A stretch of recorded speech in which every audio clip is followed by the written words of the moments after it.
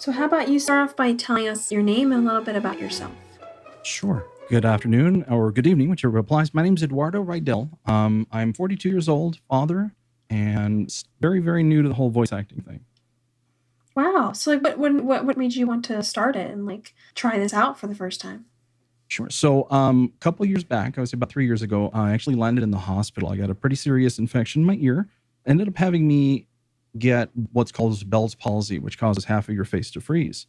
At that point, I regretted never getting into either voice acting or streaming video games. So when I got out of the hospital, it took me about 12 weeks to recover fully, and still not 100%. So about Hmm. 99% of my face muscles are moving, but I'm not wired correctly on some things. Yeah. So I decided to start. So I started building the equipment. I started doing streaming on Twitch. I did something called Hmm. Twitch Sings, which is a program unfortunately is no longer active. But I picked up a lot of equipment on the way, so mixers and microphones, and then I started in March of last year. I started Hmm. doing auditions. Like before you that happened to you, what were you doing with your So career?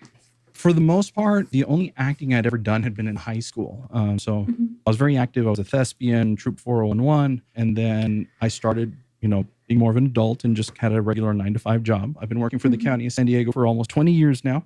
But about 4 years back, my wife joined a local community theater, which is called Looking Glass Theater. And then she started doing plays with her children. And then I started doing the backstage stuff and kind of missed being out front and then Right. started acting in community theater. Wow. So, is your wife and children, are they really supportive of you with this? Yes, 100%. Oh, good. That's always makes it a lot easier to do when that happens. Yeah. Um, was this your first voice acting job, or did you have one before it? I've had a couple before, more of the freelance ones, but Hmm. this was more of the professional level stuff. So this was like your first like full length gig. Correct.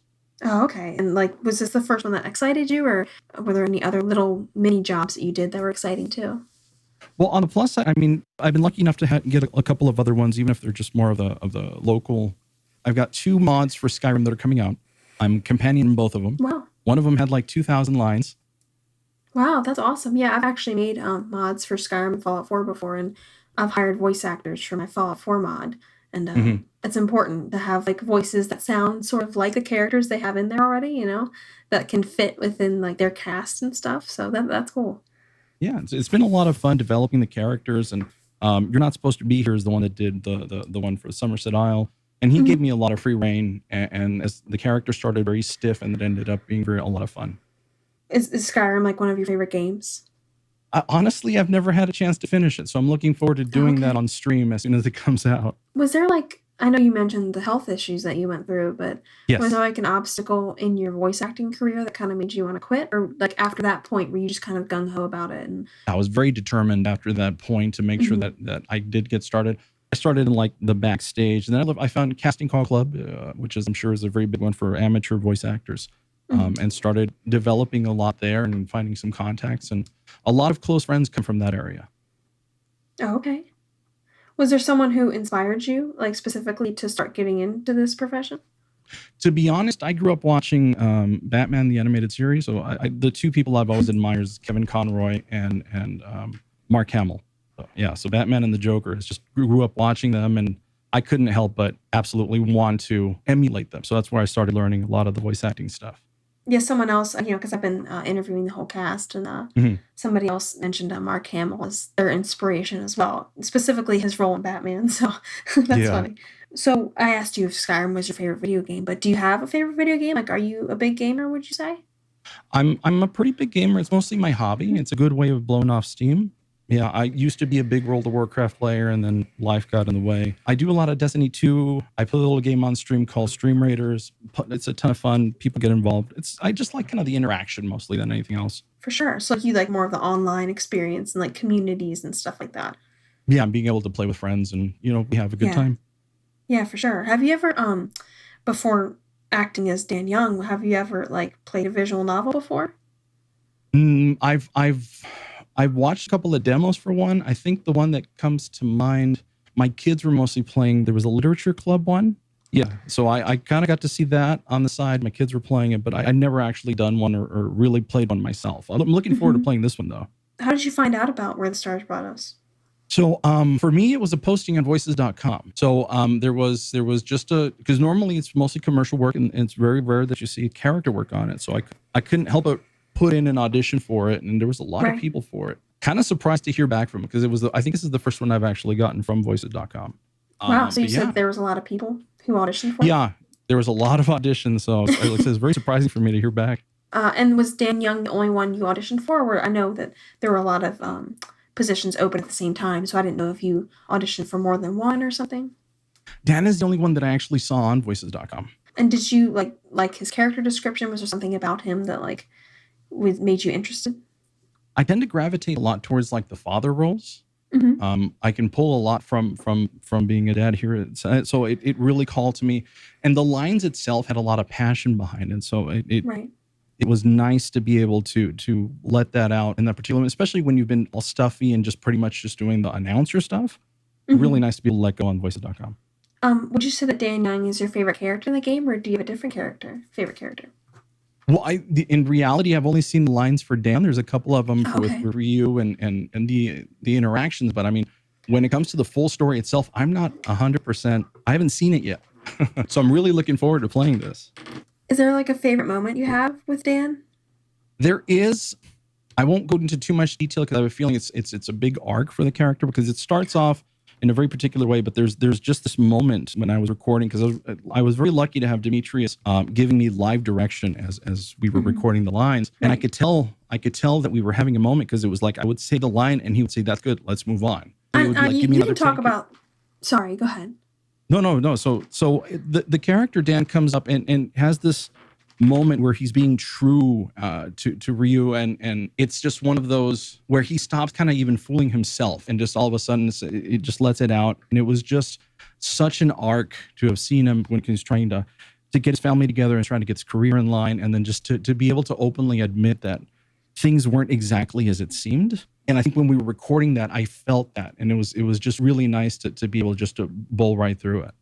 And by the way, you can talk about spoilers here and everything. I mean, that's okay. You can talk about like Okay. specific scenes and stuff. So I think you're Yeah. referring to when he tells him that he in fact did steal the thesis, correct?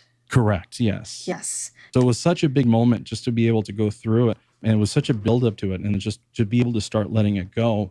It was so weird because normally, like I said, we get multiple takes on one. It was just like, that's good, move on. And it's like, oh, okay. Right. So it was so much fun. Yeah. I was going to ask if there was a moment that like resonated with you or that, you could relate to, and would that be the one that you'd pick? Oh, 100%. I'm sure being a father helps with that as well. I did. Yeah. You draw a lot of, because there's a lot of rapport. There's a lot of back and forth with the kids. And yeah, you get to draw that from the personal experience. So that was a lot of fun. Right. Would you say that there's a scene that was most difficult to act or that you had to do a lot of takes for? Well, honestly, I think it was like our fourth recording session. I actually forgot to hit record, and I kind of Oh, feel no. bad because we had to do the whole thing over. Oh no. I mean, thankfully, everything I think came up better the second time around. But yeah, it was an embarrassing moment for me. But I'm glad that Demetrius understood and we could move forward. Yeah. Everybody but yeah. does something like that. Right, and it's like rule number one in voice acting is always make sure you're recording. And because my Right. booth is separated and I don't have a display in there, I assumed everything was already working. No, I mean everybody messes up, and thinks that they're so stupid at some point in their lives. Like Yeah. I'm writing and I forget to save the last hour of work that I've done, the power goes out. Was there like a moment that shocked you with your character's arc, or did you expect it to end the way it did for Dan? Because again, I got a general description of it, and I kind of had an idea, but for him to actually vocalize that he had stolen the thesis and everything else, it was a shock that I was learning at the same time as I was going. I didn't get that like ahead of time, so it was like, oh, this is how we're going with that. So Right. it was a great moment for me. I loved it. So you actually like read your lines as you were playing them. Yes. Mm-hmm. Does that make it more interesting, or like why do you choose to do it that way? I generally get better reactions from myself when it comes to it because if I overthink it, I tend to fall into a rut. So if I'm reading it at the moment, and then Demetrius was super nice, and he would let me know, hey, we kind of want to go in this direction on some of this stuff. It helps me to probably live the moment a lot more real than it would be if I would have known it ahead of time. Makes total sense. I know a lot of people did that too on the cast, like read it as they were playing it, and Demetrius would tell me all of your guys' reactions to things, and it would make me feel good. Right. Well, is there something about the story that if you had to, you could change it? Like, is there any sort of plot point that you would make different if you could? Ooh, well, like I only know the Dan interaction with his family side. So, like I said, I'm really curious about what's going to happen on the other side. So, Mhm. for the most part, Right. I'm going to say no. I love the way that everything ended and everything went through. Can't wait to see what Right. ending I get the first time I play on it. Yeah, so I'm just looking forward to see what the game's going to look like. So if you had to imagine like what Dan was doing after the game ended, what do you think he would be doing with his time? I think he would learn more to enjoy his family a lot more Mhm. and be more there for them as he started to learn as everything started going, Right. not to be so focused in how they're living and everything else, more inclusive too, and understanding that it's okay to not have the best things in the world just as long as everybody's getting by and healthy and you have your family for support. Who's like your favorite relationship with Dan? Like, is it with Rio or is it with his wife or Nam or somebody? Well, and you could tell that there's a lot of playfulness with the wife, but still the Mhm. interactions with Rhea were absolutely were great. Well, I'm really glad that you could have played him, and I heard your audition tape, and I thought you were perfect for it. And as soon as I heard it, I was like, "Oh, he's perfect! I Oh, love thank you. this." I'm really glad that you could have been a part of this project, and I hope that it was fun recording all that and stuff, Oh yeah, one hundred and it was a percent. fun experience. Yeah, yeah, yeah. I look forward to it. I look forward to watching the game and see how that's going to work out, and hopefully Yeah, for the future projects. yeah, for sure. Do you have any like career aspirations, or like what's your dream job? My dream job is, of course, voice acting. I mean, whose Mhm. isn't? You get to do what you love, and you get paid for it. And that's the line is Right. once you start getting paid for it, that it's everybody's dream. Everybody wears a lot of hats. I've got my career one, for that I've been at for 20 years. I've got the streaming thing that's going on the side, and I've got the voice acting thing. So really, any of them work out well. Voice acting is still my passion. So Yeah. hopefully things will go. Really glad you could have been a part of it, and I thank you for spending all the time reading the lines and making sure that they were perfect. Yeah, thank you. No, it was a pleasure. Yeah. This was a ton of fun. Is there anyone that you'd like to thank before we end this interview? 100% my wife for sure, because she's always so supportive. She's in the other room right now making sure the dogs aren't making too much noise and making sure the kids are all content. But yeah, I mean, without my wife I wouldn't be able to even be where I am right now. So Well, thank you again for being here. It's so nice to talk to you finally. absolutely, you too. It was great to meet you. Yeah.